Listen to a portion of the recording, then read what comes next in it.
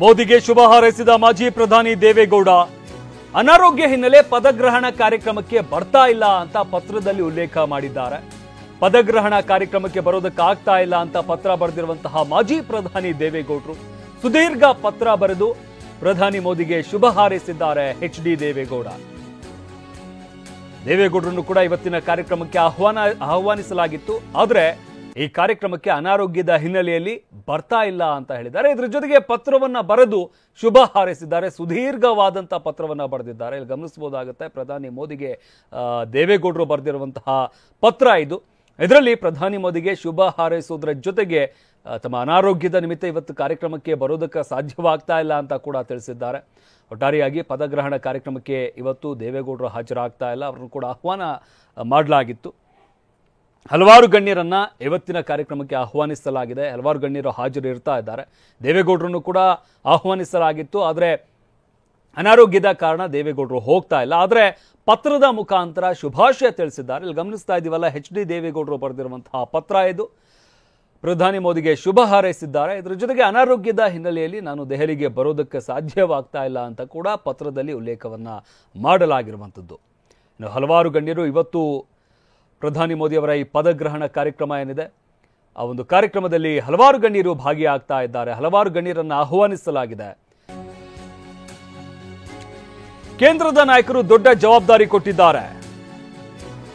ರಾಜ್ಯದಲ್ಲಿ 2 ಬಾರಿ ಮುಖ್ಯಮಂತ್ರಿಯಾಗಿ ಸೇವೆ ಸಲ್ಲಿಸಿದ್ದೇನೆ. ಜೆಡಿಎಸ್ ನಾಯಕ ನಿಖಿಲ್ ಕುಮಾರಸ್ವಾಮಿ ಅವರ ಬಗ್ಗೆ ಹೇಳಿಕೆ ನೀಡಿರುವಂಥದ್ದು. ಕುಮಾರಸ್ವಾಮಿ ಮೇಲೆ ರಾಜ್ಯದ ಜನ ನಂಬಿಕೆ ಇಟ್ಟಿದ್ದಾರೆ. ರಾಜ್ಯದಲ್ಲಿ ಜನಪರ ಕೆಲಸ ಮಾಡೋದಕ್ಕೆ ಎಚ್.ಡಿ.ಕೆ ಉತ್ಸುಕರಾಗಿದ್ದಾರೆ. ಜೆಡಿಎಸ್ ನಾಯಕ ನಿಖಿಲ್ ಕುಮಾರಸ್ವಾಮಿ ಹೇಳಿಕೆಯನ್ನು ನೀಡಿರುವಂಥದ್ದು. ಕೇಂದ್ರದ ನಾಯಕರು ದೊಡ್ಡ ಜವಾಬ್ದಾರಿಯನ್ನ ಕೊಟ್ಟಿದ್ದಾರೆ. ರಾಜ್ಯದಲ್ಲಿ 2 ಬಾರಿ ಮುಖ್ಯಮಂತ್ರಿಯಾಗಿ ಸೇವೆ ಸಲ್ಲಿಸಿದ್ದಾರೆ. ಅವ್ರಿಗೆ ಅನುಭವ ಕೂಡ ಇದೆ. ಜೊತೆಗೆ ಈ ಬಾರಿ ಕೇಂದ್ರದ ನಾಯಕರು ದೊಡ್ಡ ಜವಾಬ್ದಾರಿಯನ್ನ ಕೊಟ್ಟಿದ್ದಾರೆ. ಸೆಂಟ್ರಲ್ ಮಿನಿಸ್ಟರ್ ಮಾಡ್ತಾ ಇದ್ದಾರೆ. ಜೆಡಿಎಸ್ ನಾಯಕ ನಿಖಿಲ್ ಕುಮಾರಸ್ವಾಮಿ ಹೇಳಿಕೆಯನ್ನು ನೀಡಿರುವಂಥದ್ದು. ಕುಮಾರಸ್ವಾಮಿ ಮೇಲೆ ರಾಜ್ಯದ ಜನ ನಂಬಿಕೆ ಇಟ್ಟಿದ್ದಾರೆ. ಆ ನಂಬಿಕೆಯನ್ನು ಉಳಿಸಿಕೊಳ್ತಾರೆ ಅಂತ ವಿಶ್ವಾಸವನ್ನ ಕೂಡ ಈ ಸಂದರ್ಭದಲ್ಲಿ ವ್ಯಕ್ತಪಡಿಸಿದ್ದಾರೆ. ಮಾನ್ಯ ಕುಮಾರಸ್ವಾಮಿ ಅವರು ಈ ರಾಜ್ಯದಲ್ಲಿ 2 ಬಾರಿ ಮುಖ್ಯಮಂತ್ರಿಗಳಾಗಿ ವಿಶೇಷವಾಗಿ ರೈತರ ಮೇಲೆ ಇಟ್ಟಿರ್ತಕ್ಕಂಥ ಒಂದು ಕಾಳಜಿ ಬದ್ಧತೆಯನ್ನು ಇಡೀ ಕರ್ನಾಟಕದ ಜನತೆ ನೋಡಿದ್ದಾರೆ. ಬಹುಶಃ ಈ ಒಂದು ಲೋಕಸಭಾ ಚುನಾವಣೆಯ ಒಂದು ಗೆಲುವು ನಮ್ಮ ರಾಜ್ಯದಲ್ಲಿ ಮಾನ್ಯ ಕುಮಾರಸ್ವಾಮಿ ಅವರ ಮೇಲೆ ಕನ್ನಡಿಗರು ಇಟ್ಟಿರ್ತಕ್ಕಂಥ ಒಂದು ವಿಶ್ವಾಸ, ಒಂದು ಗೌರವ ಇವತ್ತು ಫಲಿತಾಂಶದ ಮೂಲಕ ಒಂದು ಫಲ ಕೊಟ್ಟಿರ್ತಕ್ಕಂಥದ್ದು.